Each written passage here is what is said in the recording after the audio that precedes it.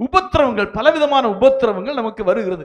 மனிதர்கள் மூலமாக, காலநிலைகள் மூலமாக, சூழ்நிலைகள் மூலமாக, பல காரியங்களாலே நமக்கு உபத்திரவங்கள் வருகிறது. எல்லா மனுஷனும் இந்த உபத்திரவத்தையும் தாண்டி தான் போகணும். உலகத்திலே எல்லாவற்றுக்கும் ஒரு காலம் உண்டு என்று சொல்லப்படும் போது, பாடுகள் படுவதற்கு ஒரு காலம் உண்டு, உபத்திரவப்படுவதற்கு ஒரு காலம் உண்டு, பலவீனங்கள்ல இருக்க காலம் உண்டு, எல்லாவற்றுக்கும் ஒரு காலம் உண்டு. அல்லேலூயா.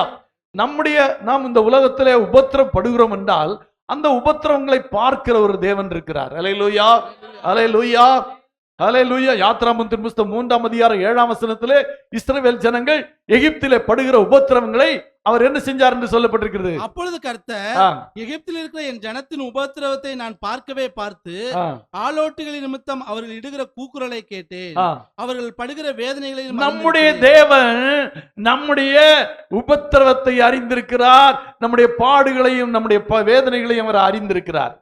சொல்லுமா, அல்லேலூயா, அல்லேலூயா. அவர் அறியாமல் நம்முடைய வாழ்க்கையில எதுவும் நடக்காது. அல்லேலூயா.